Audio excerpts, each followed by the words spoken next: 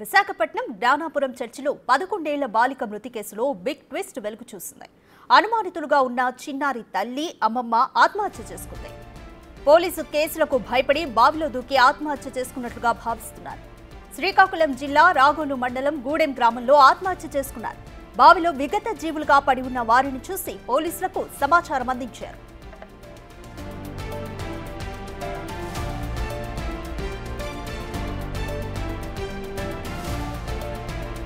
గాలి సోకిందని పూజలు చేయించడానికి జ్ఞానాపురం చర్చికి తీసుకెళ్లారు.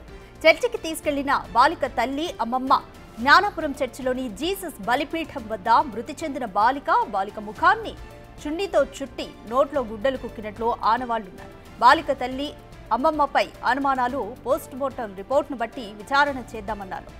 ఆలోచనతో వారిద్దరిని పోలీసులు విడిచిపెట్టారు.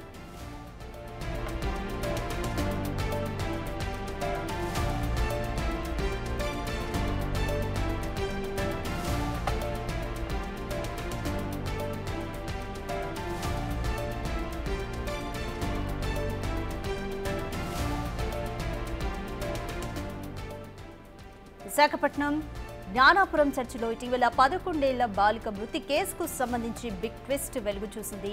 ఈ కేసులో చిన్నారి తల్లి, అమ్మమ్మ అనుమానితులుగా ఉన్నారు. అయితే వారిద్దరూ ఆత్మహత్య చేసుకున్నారు. పోలీసు కేసులకు భయపడి బావిలో దూకి ఆత్మహత్య చేసుకున్నట్లుగా ప్రాథమికంగా భావిస్తున్నారు. శ్రీకాకుళం జిల్లా రాగోలు మండలం గూడెం గ్రామంలో వారిద్దరూ ఆత్మహత్య చేసుకున్నారు. బావిలో విగత జీవులుగా పడి ఉన్న వారిని చూసి స్థానికులు పోలీసులకు సమాచారం అందించారు. అయితే గాలి సోకిందని పూజలు చేయించడానికి జ్ఞానాపురం చర్చికి బాలికను తీసుకెళ్లారు. చర్చికి తీసుకెళ్లిన బాలిక తల్లి, అమ్మమ్మ జ్ఞానాపురం చర్చిలోని జీసస్ బలిపీఠం వద్ద బాలిక ముఖాన్ని చున్నీతో చుట్టి నోట్లో గుడ్డలు కుక్కినట్లుగా ఆడవాళ్లున్నాయి. అయితే బాలిక తల్లి, అమ్మమ్మపై అనుమానాలు ఉన్నా కానీ పోస్టుమార్టం రిపోర్టును బట్టి విచారణ చేయొచ్చు అన్న ఆలోచనతో పోలీసులు ప్రథమంగా వాళ్ళిద్దరిని విడిచిపెట్టారు.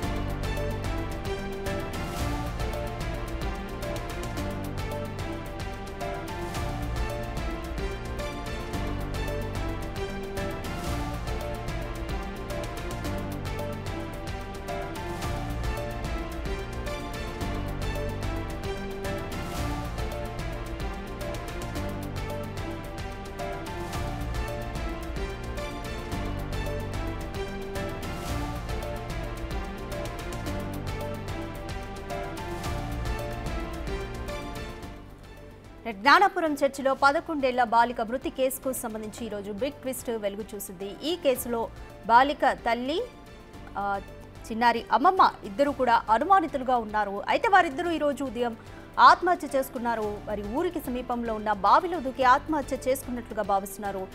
వారిద్దరి డెడ్ బాడీస్ని చూసి స్థానికులు పోలీసులకు సమాచారం అందించారు. అయితే గాలి సోకిందని పూజలు చేయించడానికి బాలికను జ్ఞానాపురం చర్చికి తీసుకెళ్లారు ఇరువురు. అయితే చర్చికి తీసుకెళ్లిన బాలిక తల్లి, అమ్మమ్మ జ్ఞానాపురం చర్చిలోని జీసస్ బలిపీఠం వద్ద బాలిక ముఖాన్ని చున్నీతో చుట్టి నోట్లో గుడ్డలు కుక్కినట్టుగా ఆనవాళ్లైతే ఉన్నాయి. బాలిక తల్లి, అమ్మమ్మపై అనుమానాలు ఉన్నప్పటికీ కూడా పోస్టుమార్టం రిపోర్టును బట్టి వీరిద్దరిని విచారించవచ్చు అని పోలీసులు భావించారు. బట్ ఈలోపే బాలిక అమ్మమ్మ, తల్లి ఇద్దరు కూడా ఆత్మహత్య చేసుకున్నారు. దీంతో ఈ కేసు ఎటువైపు మలుపులు తిరుగుతుందో చూడాలి.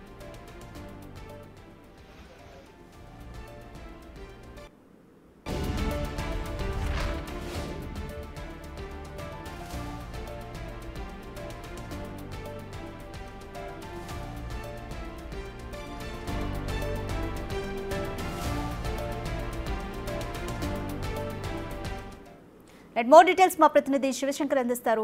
శివశంకర్, బాలిక తల్లి, అమ్మమ్మపై అనుమానాలు ఉన్నప్పటికీ కూడా పోస్టుమార్టం రిపోర్ట్ తర్వాత విచారణ చేద్దామంటూ పోలీసులు వారిని విడిచిపెట్టారు. బట్ ఈలోపే వాళ్ళు ఆత్మహత్య చేసుకున్నారు. కంప్లీట్ డీటెయిల్స్ ఏ విధంగా ఉన్నాయి? పాప బంధువులు కానీ అక్కడ స్థానికులు కానీ ఏమంటున్నారు? రాధిక, మనం చూసుకున్నట్లయితే బుధవారం నుంచి కూడా కంటిన్యూస్గా ఈ ఎపిసోడ్ నడుస్తుందనే మనం చెప్పుకోవచ్చు. ఎందుకంటే బుధవారం ఇంటి దగ్గర నుంచి తీసుకెళ్ళినటువంటి బాలిక తల్లి అమ్మమ్మ సుమారు 2-3 చర్చిలు తిప్పిన తర్వాత విశాఖ జ్ఞానాపురం చర్చికి తీసుకెళ్ళినట్లయితే మనకి ఇప్పటికే తెలుసుకున్నటువంటి పరిస్థితి అయితే ఉంది. ఆ తర్వాత అక్కడ నోట్లో గొడ్డలు కొక్కడం, అదేవిధంగా మొహానికి క్లాత్ చుట్టడం ఎంత కూడా అంటే ఊరు నుంచి ఆటోలో తీసుకెళ్తున్నప్పుడు అమ్మాయి కేకలు వేస్తుందనేటువంటి అంటే బీభత్సం కేకలు వేస్తుంది, ఇష్టానుసారంగా తిడుతుందని నెపంతో అటు అమ్మ కావచ్చు అమ్మమ్మ ఇద్దరు కూడా మొహానికి గుడ్డ చుట్టి నోట్లో గొడ్డలు కుట్టినటువంటి సంఘటన మనం చూసాం. ఆ తర్వాత జ్ఞానాపురం చర్చికి వెళ్ళిన తర్వాత ఆ బాలిక అప్పటికే అంటే పాస్టర్లు ప్రేయర్ చేయాలని చెప్పి వీళ్ళిద్దరూ అక్కడికి తీసుకువెళ్ళారు. ప్రేయర్ చేసిన తర్వాత ఆ అమ్మాయిని ఒకసారి చూపించాలన్నప్పటికీ అమ్మాయి చనిపోయినటువంటి ఘటన ఉంది. ఆ అమ్మాయిని వదిలి వెళ్ళిపోదామని బాలిక అమ్మ కావచ్చు తల్లి అంటే అమ్మమ్మ ఇద్దరు కూడా వదిలి వెళ్ళిపోదామని ప్లాన్ అయితే చేసుకున్నారు. ప్లాన్ చేసుకున్న తర్వాత చర్చిలో ఎవరైతే వాచ్మెన్ ఉన్నారో ఆ వాచ్మెన్ అప్పటికే వాళ్ళిద్దరిని పిలిచి ఎందుకు అమ్మాయిని వదిలి వెళ్తున్నారని అడిగితే మళ్ళీ వెనక్కి వచ్చారు. వెనక్కి వచ్చిన తర్వాత అక్కడ వాచ్మెన్ కావచ్చు చర్చిలో ఉన్నటువంటి కొంతమందికి అనుమానం వచ్చి వాళ్ళిద్దరిని పట్టుకొని పోలీసులు కూడా అప్పచెప్పడం జరిగింది. అక్కడి నుంచి వాళ్ళిద్దరిపై పోలీసులు కేసు నమోదు చేశారు. తర్వాత తండ్రికి పోలీసులు ఫోన్ చేశారు. తండ్రి శ్రీనివాస్కి ఫోన్ చేసిన తర్వాత తండ్రి శ్రీనివాస్ డెంకాడ్ నుంచి విశాఖ కంచరపాలెం పోలీస్ స్టేషన్కి వెళ్ళారు. అక్కడికి వెళ్ళిన తర్వాత వాళ్ళిద్దరిపై ఆయన కూడా కేసు నమోదు చేశారు. ఎందుకంటే వీళ్ళిద్దరిపై నాకు అనుమానం ఉంది, వీళ్ళిద్దరు ఏదో నా కూతుర్ని చేశారని చెప్పి నిన్న బిగ్ టీవీ డెంకాడ్ వెళ్ళి శ్రీనివాస్తో మాట్లాడినప్పుడు కూడా ఆయన వాళ్ళిద్దరిపై నాకు చాలా అనుమానాలు ఉన్నాయి. ఎందుకంటే చిన్నప్పటి నుంచి అల్లారుముద్దుగా కూతుర్ని పెంచుకున్నాను, కూతురికి ఎటువంటి అనారోగ్య సమస్యలు కూడా లేవు, కానీ ఎందుకు వాళ్ళు చర్చికి తీసుకెళ్లారు, ఎందుకు గాలి చల్లిందంటూ వివిధ రకాల అపోహలు ఎందుకు సృష్టించారో తనకు కూడా తెలియదంటూ కన్నీటి పర్యంతమైనటువంటి పరిస్థితి కూడా మనం చూసాం. ఆ తర్వాత మనం చూసుకున్నట్లయితే వాళ్ళిద్దరిపై పోలీసులు కేసు నమోదు చేయడం మనం చూసాం. నమోదు చేసిన తర్వాత అయితే ఇంకా బాలిక ఎలా మృతి చెందిన దానిపై పోస్ట్ మార్టం రిపోర్ట్ అయితే ప్రస్తుతానికి ఇంకా రాలేదు. కానీ రిపోర్ట్ రాకముందే వీళ్ళిద్దరూ కూడా యాక్చువల్గా అటు డెంకాడ్లో ఉన్నటువంటి తండ్రి శ్రీనివాస్ కావచ్చు వాళ్ళ కుటుంబ సభ్యులు అందరూ గ్రామస్తులు కావచ్చు అందరూ కూడా వీళ్ళిద్దరూ పోలీసులు అదుపులో ఉన్నారనే ప్రస్తుతానికి అయితే భావిస్తున్న పరిస్థితి. కానీ ఈలోపు ఈ ఉదయాన్నే వాళ్ళిద్దరూ కూడా వాళ్ళ సొంతూరు ఏదైతే ఉందో అంటే బాలిక అమ్మమ్మ ఊరు అనమాట. ఆ అమ్మమ్మ ఊరు ఏదైతే శ్రీకాకుళం జిల్లా ఆమోదాల మనస దగ్గరలో ఉన్నటువంటి రాగోలు మండలం గూడెం గ్రామంలో వాళ్ళ సొంతూరు. అక్కడికి వెళ్ళి వీళ్ళిద్దరూ ఉదయాన్నే బావిలో దూకి వీళ్ళిద్దరూ కూడా ఆత్మహత్య చేసుకున్నటువంటి పరిస్థితి అయితే ఉంది. సో వీళ్ళిద్దరూ ఆత్మహత్య చేసుకున్న తర్వాత స్థానికులు ఒకసారిగా చూశారు. ఎవరని తీరా చూస్తే వీళ్ళిద్దరని తెలిసి అప్పటికప్పుడే పోలీసులకు సమాచారం అందించారు. ఒకసారిగా ఆ విషయం స్ప్రెడ్ అవ్వడం జరిగిన తర్వాత ప్రస్తుతానికి పోలీసులు కూడా దర్యాప్తు చేస్తున్నారు. ఎందుకంటే ఇప్పుడు ఒక కేసు కాస్త మొత్తం 3 కేసులుగా నమోదైన పరిస్థితి. ఎందుకంటే అటు బాలిక అనుమానాస్పదంతో అప్పటికే మృతి చెందింది. అయితే బాలికని వీళ్ళిద్దరే చంపడం వల్ల ఇది పెద్దగా ఇష్యూ అయ్యి పోలీస్ కేసు అయ్యి శిక్షలు పడతాయనే భయంతో వీళ్ళిద్దరు ఏమైనా ఆత్మహత్య చేసుకున్నారనే కోణంలో ఇప్పుడు దర్యాప్తు చేయాల్సి ఉంది. అదేవిధంగా అసలు పోలీసులు ఎందుకు సస్పెక్ట్స్గా ఉన్నటువంటి ఇద్దరిని కూడా ఎందుకు విడిచిపెట్టారు? ఎందుకంటే చిన్నారు 5వ తరగతి చదువుతున్నటువంటి 10 ఏళ్ల బాలిక చనిపోయిన ఘటనలో సొంత తల్లి అమ్మమ్మ మీద అనేక ఆరోపణలు ఉన్నాయి. అందరూ కూడా వాళ్ళిద్దరిని అనుమానిస్తున్న పరిస్థితి. అటు చర్చిలో జరిగిన ఘటన కావచ్చు, అదేవిధంగా ఊర్లో జరుగుతున్నటువంటి ఘటన కావచ్చు. ఇన్ని అనుమానాల నేపథ్యంలో పోలీసులు ఎందుకు అసలు వాళ్ళిద్దరిని విడిచిపెట్టడం జరిగింది? Post mortem